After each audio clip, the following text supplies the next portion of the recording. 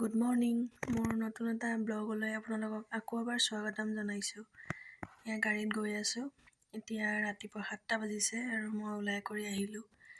আজি আহিছোঁ আমাৰ নতুন দোকান এখন লৈছোঁ।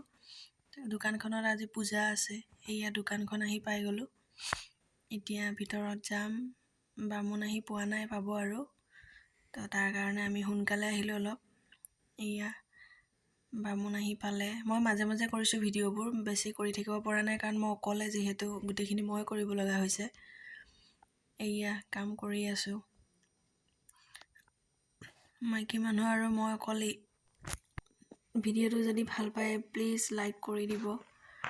এয়া মই কাম কৰি আছোঁ। ইফালে দেৱে তেওঁৰ পূজা পাতিবৰ কাৰণে সেইখিনি যোগাৰ কৰি আছে। এয়া আৰম্ভ হ'ব আৰু পূজা।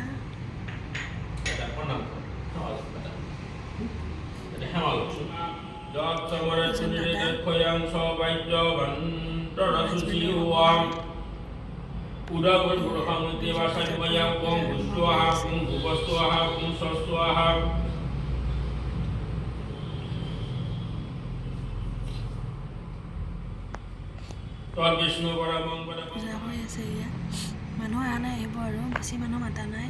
দাদাৰ লগৰ কেইজনমান আৰু মোৰ হাজবেণ্ডৰ লগৰ কেইজনমান আহিব। তো আমি এনেকৈ সৰুকৈ পূজা ভাগ কৰি থৈছোঁ। যিহেতু তাতে মানে বস্তুৰ সুবিধাবোৰ কম। এতিয়া দোকান অপেনিং হোৱা নাইতো, পূজাহে কৰিছোঁ। তো সেইকাৰণে তাৰপিছত আহি পেলাই ঘৰ পালোঁ। ঘৰৰ পৰা এয়া দেখিছে, মাহীহঁতৰ ঘৰত গ'লোঁ। তাৰপিছত এয়া মা, ভণ্টি, মাহী এওঁলোক গৈছে উৰিষ্যা। তাতে গৈছে মন্দিৰত। এয়া কেব বুক কৰি ভণ্টি আৰু মা গ'ল এখনত।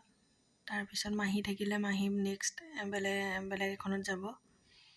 এয়া বৰ বেয়া লাগিলে যাবলৈ নাপালোঁ মই।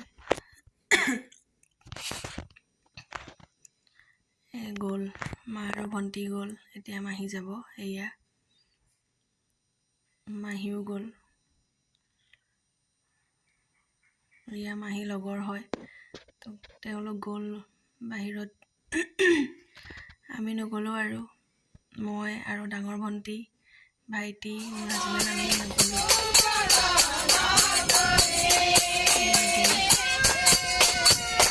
খাই কৰি মই